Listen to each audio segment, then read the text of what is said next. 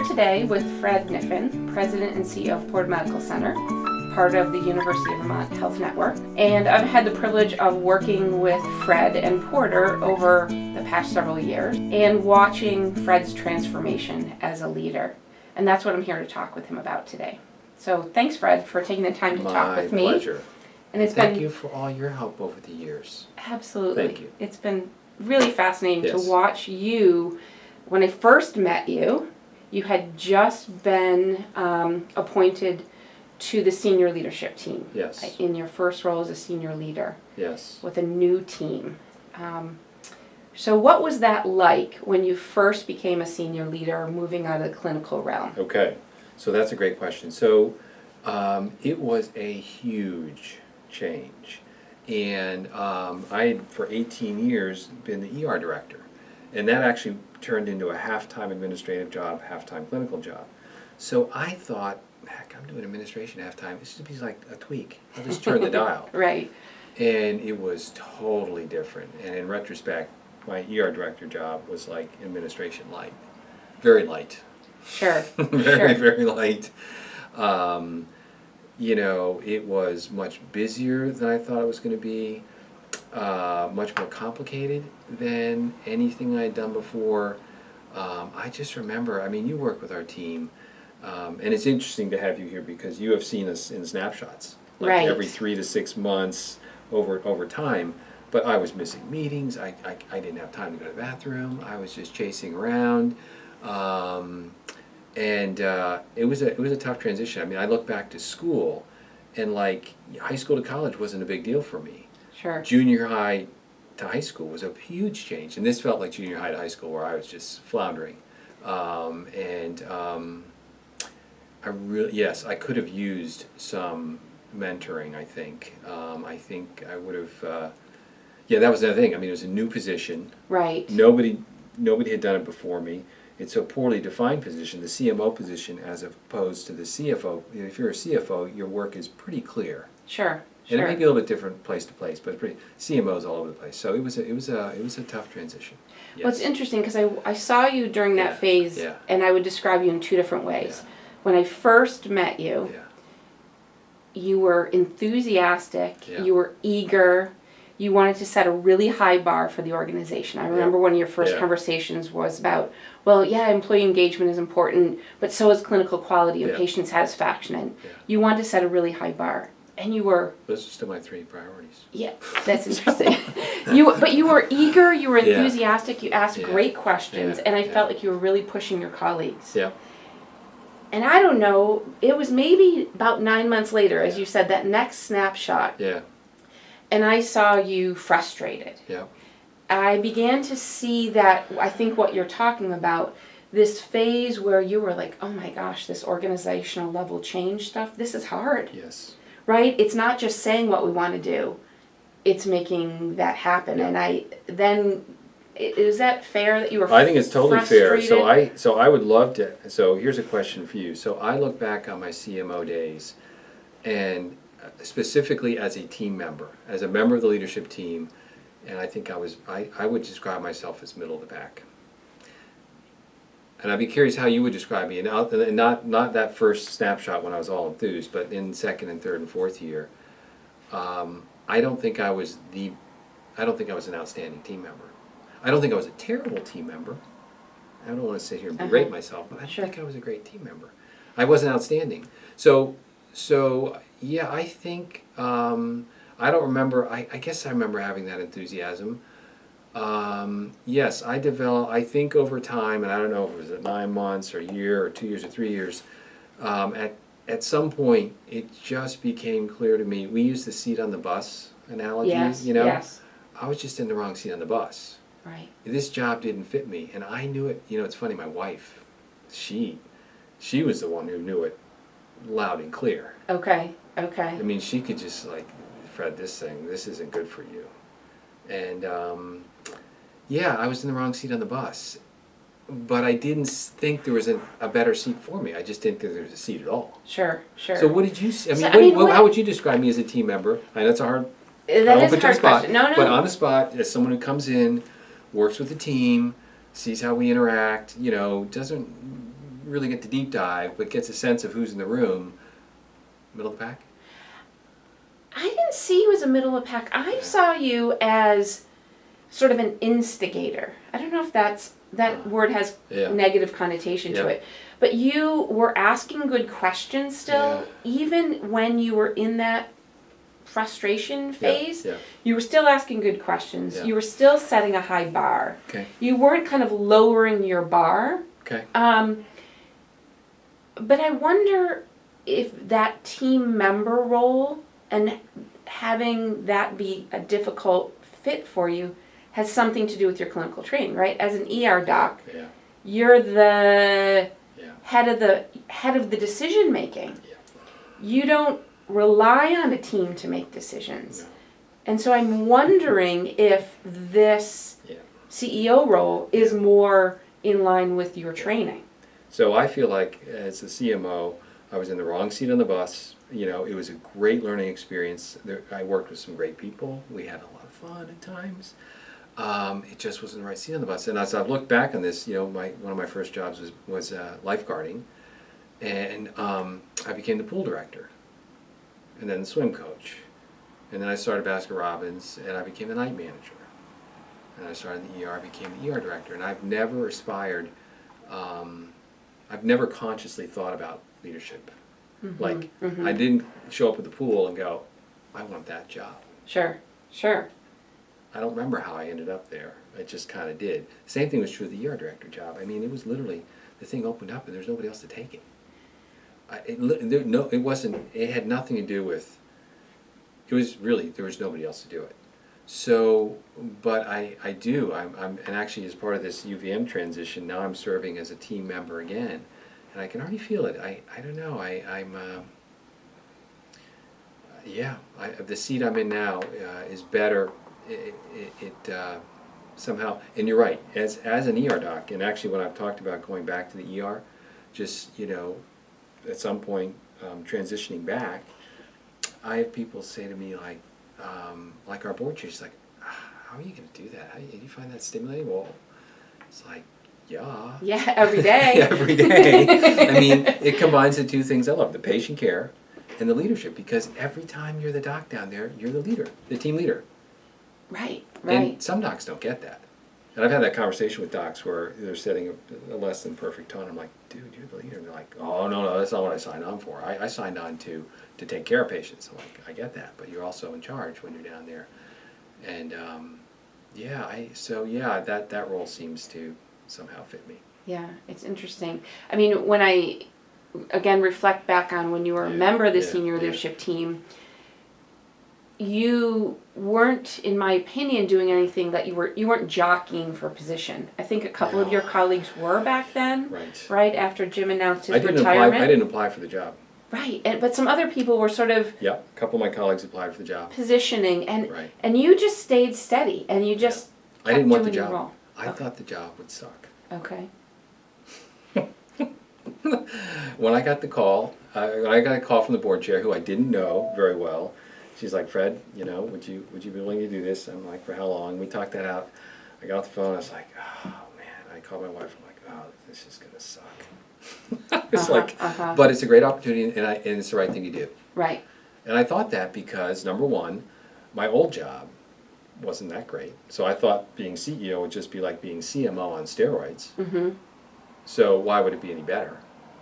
And I'd never seen anyone in the position, and this may not be totally fair, but I'd never seen anyone in the position who made it look a lot of fun. Sure. You know what I mean? Right. Right. I mean, Jim used to say he had the best job in the world. He would say that to me. But I didn't see it. It didn't look like the best job in the world from where I was sitting. Yeah. So I thought, I need to do this. It's a great opportunity.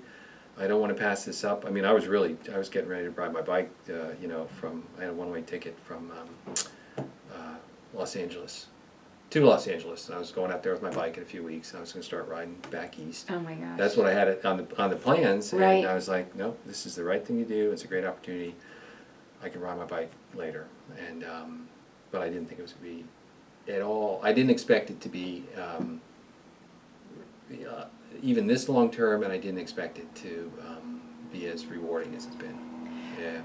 So talk to me about that. Like, Yeah. tell me about what this past year has been like Yeah. as the interim and now Yeah. in your role. Like, what has the year been about for you? Like, Yeah. what? It's crazy. It's been insane. I mean, on a very personal level. I mean, I didn't think I had much left to learn about myself. I wonder if you don't feel that way yourself. I mean, you know, I thought I kind of knew everything about myself. So yeah, I was like 3 or 4 weeks into it. So I was on a bike ride with my wife. I'm like, Karen, I got some good news and bad news. She's like, okay. She's like, well, the good news is I kind of like this job. It's okay. She's like, yeah, I knew that. I'm like, well, the bad news is, I don't know, maybe I should stay with it for a while.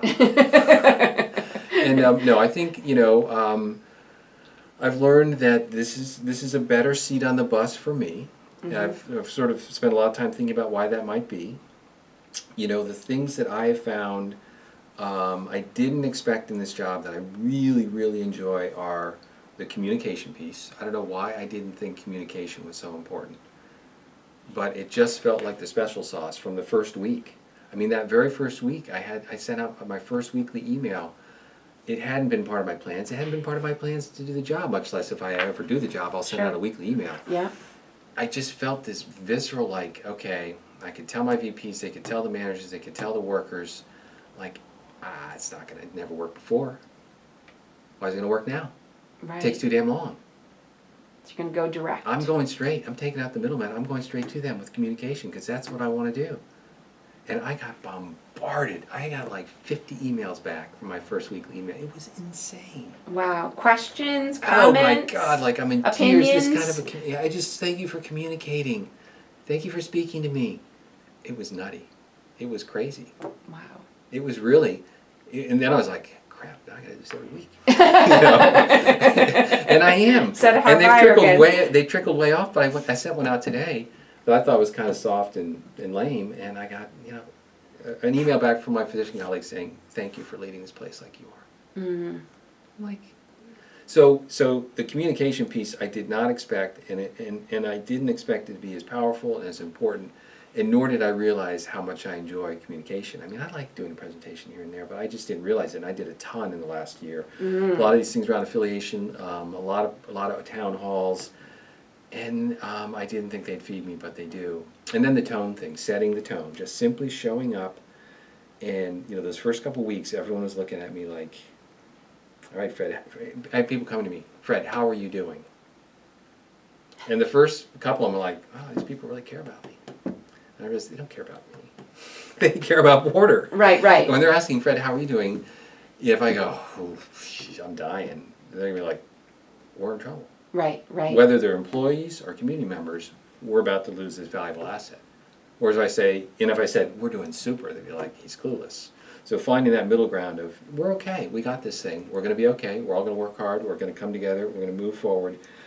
And that tone setting and sort of modulating that up and down, keeping an appropriate tone, and how important that is, that's been really powerful for me. And then my team, you know, just realizing the power of the team and how when they come together and you get it right, you get the right people, and you know, you have the really good team dynamics where there's trust. There's an ability, we have that triangle, you know, up in that leadership. Yep. We've built trust. We've built the ability to disagree. We've shown that we can get things done. You know, it's a group of mission-driven, humble people who are really focused. And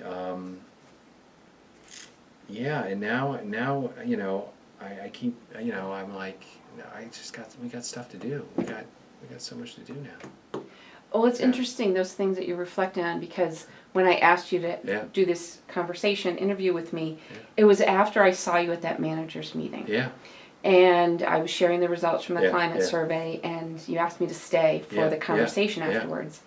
And that was, to me, that snapshot in time when I saw the new you. Right. And what I saw in that are the things that you're speaking about.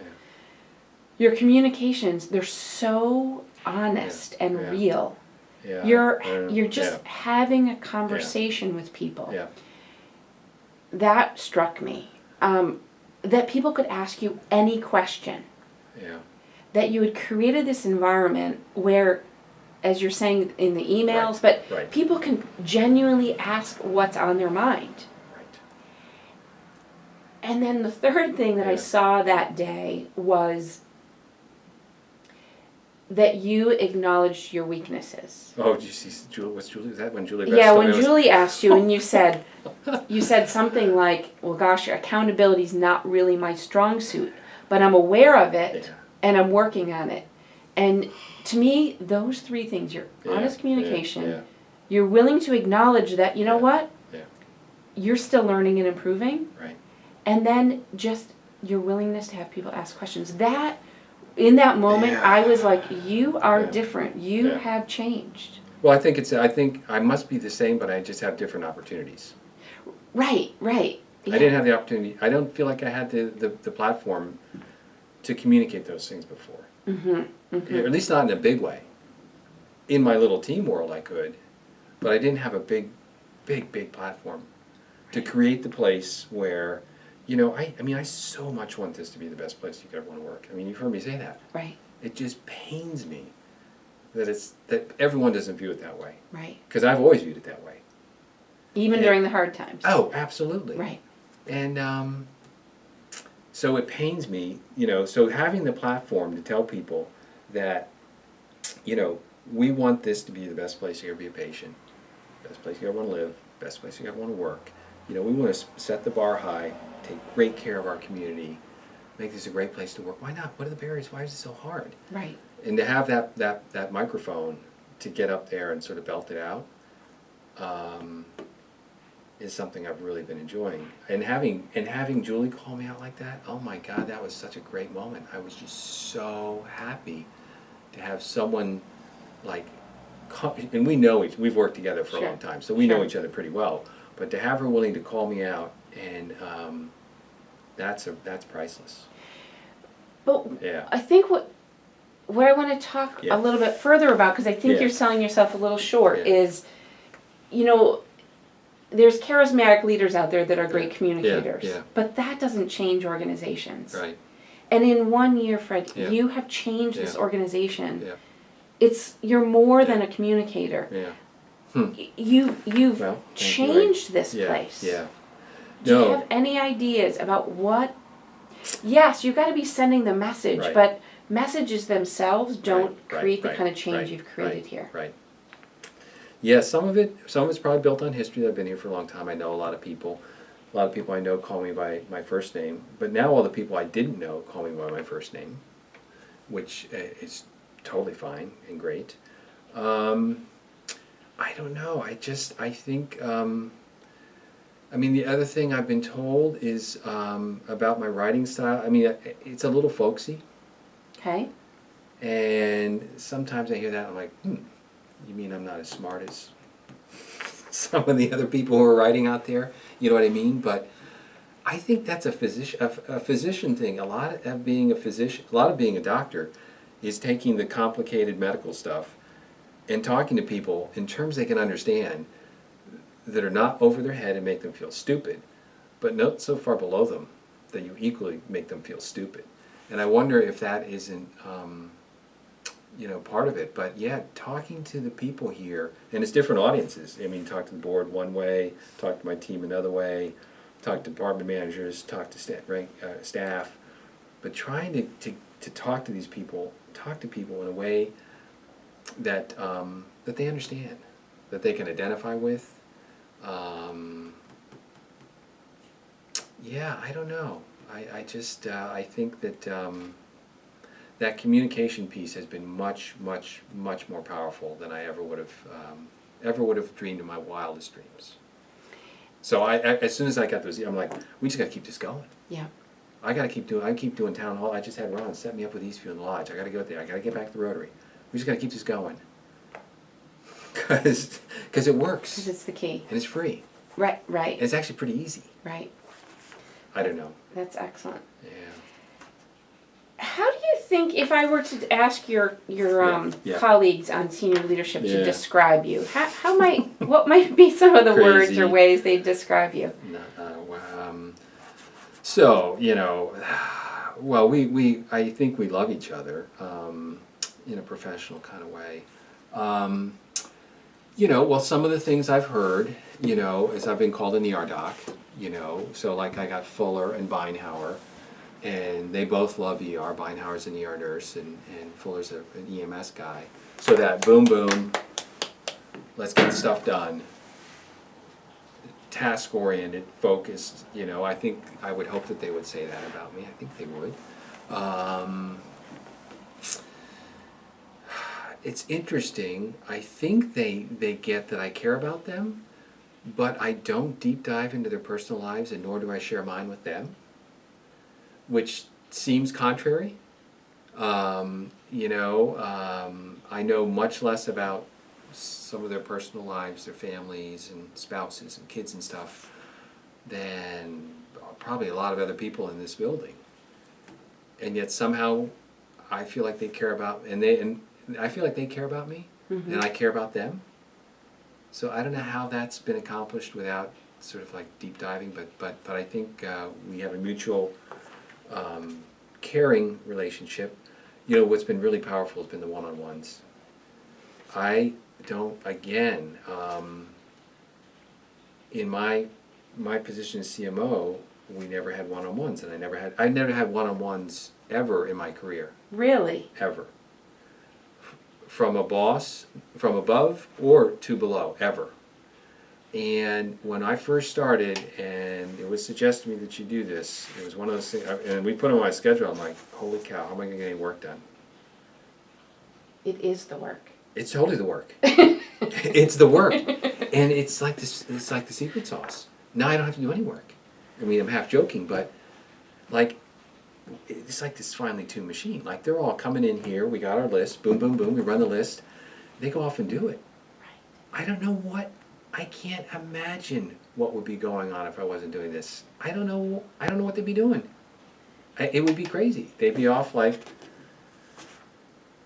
so that has been, I'm so glad Yeah. that you discovered that, Yeah. because it is the work. I remember Yeah. when I was vice president and my secretary was like, "You're in meetings all day. When do you get your work done?" Yeah. I'm like, "They are the work. right, Following through, yeah, checking in, Yeah. being there as a resource, troubleshooting. That is the work of a leader." yes. No, I have the same thing when I go home. It's like, you have meetings all day? Yeah, that's what I do. And, you need a little bit of time to do some email and get out and walk around. But, yeah, the one-on-ones, that has been, so I don't know, what would they, what else would they say? You need to ask that. That's okay. That's okay. Yeah. Let me just come around to a couple more things. Yeah. Why did you, I think you alluded to this a little bit, but you said that you were given this opportunity by the board chair to Yeah. step back into leadership, Yeah. and you just felt like you needed to do that. Yeah. Can you just talk I us guess, through that a little bit so more? I felt like I needed to do it, it felt like the civic thing to do. It felt like the right thing to do. It felt like, how many times are you gonna get this phone call? It felt like the civic thing to do. I had really detached from the place. I left CMO in early January, and I was completely detached from Porter. I mean, way more detached than anyone would guess. If I didn't read it in the ID India, I didn't know what was going on. I was doing my shifts. Mm-hmm. It was really great. Mm-hmm. So it felt like the right thing to do. Civic minded, just in terms of the kind of opportunity. You're not going to come by this again.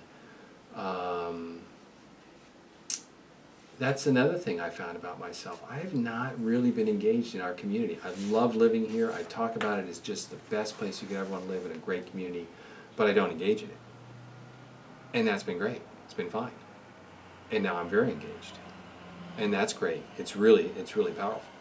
Wow. And seeing what this community, how much they care about this place, that was powerful stuff too. Wow. But There's so Yeah. right in that leader, that senior leader role. There's so many relationships that matter, right? With your colleagues, yeah, with the staff, with the medical staff, with Yeah. the community, with the Yeah. board. I mean, it's all about relationships. yes, It seems. it's very different. Yeah. What was the question? Um, Okay, answer that. I think you did. Okay. I think you Okay. did. So you said you had some questions for me. What- Well, I was going to ask you what your observation. So you said this place has changed. I want to ask you how you've come to that conclusion, and is that what happens when there's a turnover in the leadership position, or is that unusual or surprising? I was going to ask you. I already asked you sort of your sense of me as a member of the team, as CMO. I'll take any advice I can get Sure. Sure. on any next levels. Sure. So, yes, I mean, I have observed change in the organization, and as you said, given my role with the organization over the last several years, I do come in these snapshot moments to do an assessment and then to feed that back to you. So what I have seen through the results is an organization that is much more committed, much more engaged, and is stepping up your investment in quality. I don't know how else to say that. But not being satisfied with being average or being okay. Okay. Is that typical when there's a change in leader? Not necessarily. Okay. Right? A new leader doesn't necessarily bring with it improvement. Right? We can think of times in our life when a new leader brought with it. I like to think every time there's a transition that's a great opportunity to make things better. It does create the opportunity, but the new leader and the new leadership team has to capitalize on it. It doesn't just happen because we want it to. Yeah. Right? Yeah. So I don't know all what's behind that. I can just observe that as I look in, there's higher engagement, there's a reinvestment in quality, and on top of that, you guys have made and executed on a really important strategic decision. Yeah, that is right. Perfect. Your relationship with UVM. Right. Yeah. Now the team that I met 4 years ago was that first team. I felt was very capable of that level of execution. Right. But then some folks started to fall off, and your ability to execute as a team, as an organization, really remarkable. Yeah. And I guess that's where That's been cool. I guess that's where my advice would come in, is to say, what do we need to accomplish next? Right. And then align people around executing on that. We've really I don't know how much I've talked about Ben Anderson Ray. I mean he works with me, he works with our team, and he's like you. He's worked with us for years. Right. But somehow I and the team have clicked in this last year. Excellent. And he's really, we have these 90-day projects, and we've always had 90-day projects. We just didn't pay attention to them. And we had 1-year projects always, but we just didn't really focus on them, or couldn't stay focused on them. He's really, I don't know, he's helped me, and I think that's just, it's like, let's just treat this like a day in the ER. We got, these tasks to perform. Sure. And then we go home. And that's happened. I mean, that's really when I think about what I want to do next and how long. It's like as long as I have things to get done here, I have things I really want to get done here. Projects. Right. Right. And I want to get them done. And I will be disappointed if we don't get them done. So, yeah, okay. So I think we need to stay focused on getting stuff done. I mean, you've demonstrated that in the last year, and you're sort of attributing that to Ben. I'm attributing that to you. Yeah. Right? Because that process of setting your 90-day plans, that existed It's for been there. 3 or 4 years before that. It just didn't click. But Yeah. you brought that Yeah. ingredient that's making it click. Yeah. And it could be, honestly, as I'm reflecting on what you just said to me, it could be your one-on-one meetings. Yeah. Because when people believe things are important, they get it done, Right. right? I had a colleague who used to say, what interests the boss fascinates me. Now, it's a little glib, Yeah. but what she meant was, Yeah. what my boss asks about, what my boss wants to talk about in our one-on-one, that's where I put my priority. Yeah. As you kind of should. And I'm wondering, Yeah, Fred, yeah. I'm wondering out loud, Yeah. is that model that you're saying Yeah, works between yeah. you and your VPs? Yeah. Has that cascaded throughout the So organization? here's the next. So my question is, our VPs to managers. So I think we're still struggling here. I think that, we have, we're turning to employee engagement. We intentionally kicked it off the list. Yep. I mean, not that we weren't caring about our employees, but at this time last year, when we sat and put together our strategy for this year, we had so many flashing lights. There was only so many things we could focus on. Sure. And 2 CEOs ago, we put a lot of attention on it. And then the CEO who preceded me came in and said, "It feels like the tail's wagging the dog here. Yep. We need to focus on quality, taking care of our patients, and meeting our mission, and then engagement will follow." So we just kicked it off, and now I want to get some middle ground. Sure. Where we're focusing on quality and really it's about our patients and residents and community, but we also want to be a great employer, engage people, and I think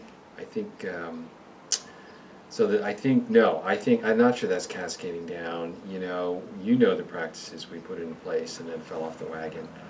The question I have is, which of those practices? I mean, there's rounding, there's one-on-one, there's cascading, there's no tone.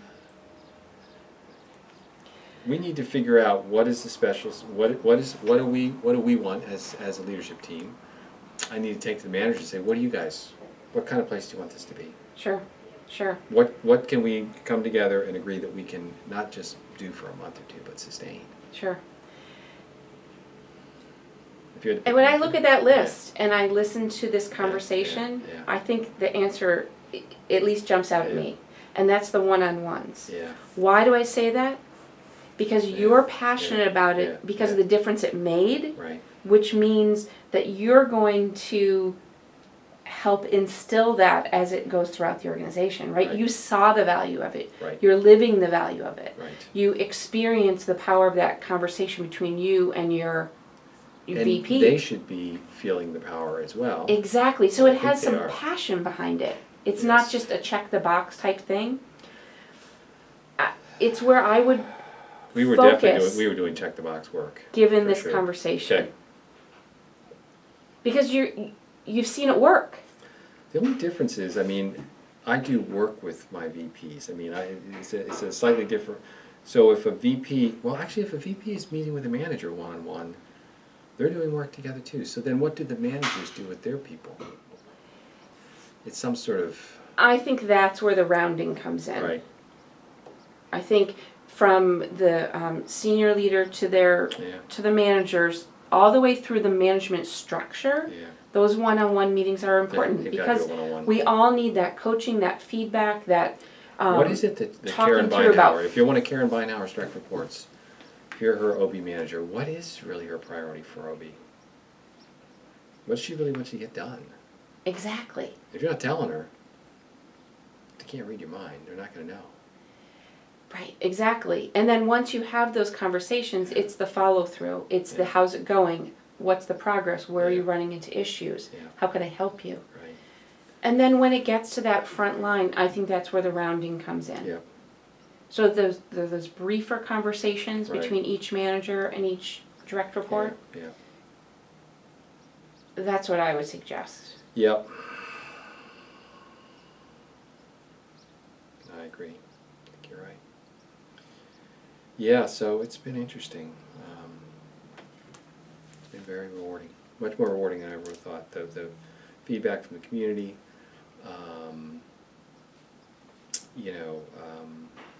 just the change we've created.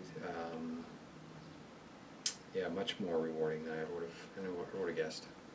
And it's just so fun to see you back and excited and Yeah. enthusiastic Yeah. again. That little lull, it wasn't anything dire, but I could Yeah. tell that role wasn't having the benefits that you Yeah. had hoped it would. Yeah. And now I see that. I mean, your Yeah. eyes Yeah. glow, and you just seem to approach your work with an energy and a passion. Yeah, no, I was checking out and wouldn't take that job again anywhere, anyhow, for any amount of money. I tell Carrie that every now and then. I should stop saying that. But yeah, just didn't do it for me. So, just one last question then. As Yeah. you think about, say, the next 6 months to a year, Yeah. and your growth in leadership, where do you want to grow and develop as a leader? I need to keep working on my accountability thing. Okay. I mean, that's like, I'm like a, I don't know if this is the right analogy, but it's like alcoholism for me. I mean, it's just something I'm going to have to work on every day for the rest of my life. Mm-hmm. Mm-hmm. I'm always going to be, accountability, holding people accountable and telling them hard things will always be something I need to attend to. Sure. I think, it's interesting, we have a team 2-day coming up, and I think there's a part of them that's like, we just want to celebrate what got done last year, and in my head, where I'm at is, that was easier. Now it's time to do the hard stuff. Uh-huh. And it was kind of easy. It was basically just showing up, in a way. Mm. I mean, we had so many, and that's not accurate because it was really hard. There were lots of hard decisions. The pace was hard. It was hard. But in some ways, it was the stuff where the solutions, I think, were relatively straightforward. Mm-hmm. And now I think we're left with some really hard work. I want them, we're going to look at our 90-day, I want to look at our 9-day projects and see how many we actually succeeded on, because we grade them every quarter. Okay. And I'm pretty sure we're going to come up with like a, B average, maybe B minus average. And I want to press the group to, is that okay? You guys okay with that? Really? I think I can be more focused on what our specific projects are and keeping the focus on them. Yeah, no, I want to get more stuff done. I think this one-on-one piece, Yeah. getting that all throughout the organization, is accountability. Yeah. Right? Think of how much easier those conversations are when you're sitting in front of Carrie or Ron, right? That is accountability. Right. They know that whatever that conversation is, Yeah. you're kind of checking in. Right.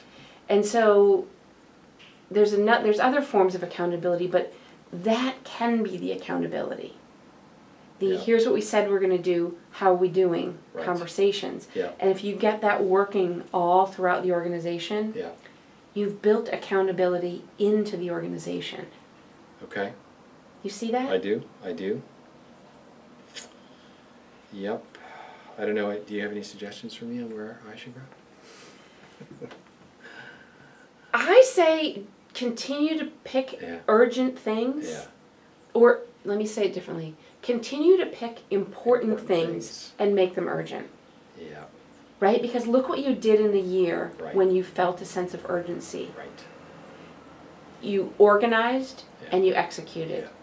and you got results. Right. So pick things that are important And treat them with urgency. and treat them with Not urgency. hair on fire. Right? No. Not crazy. Urgent.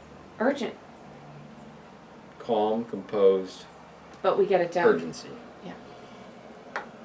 Express Care has been a really cool project for the team. It took a little bit longer than we wanted it to, but it involved the entire team, finance. Carrie started it, Dave took it over, handed it on, he's not operational, handed it on to Tom. Ron did the marketing, Karen, there's a nursing piece, Carrie, everyone's been involved, and it's like we stood this thing up, and we hit the date, we talked about last fall, it's like June. And then I don't know, 4 or 5 months ahead of time, I was like, June 5th, Monday. And we hit it on June 12th. But it really kind of pumped people up. They're like, we can do stuff. We can get things done. Right. That's what we need to keep going. That's great. Okay. Excellent. I'm inspired.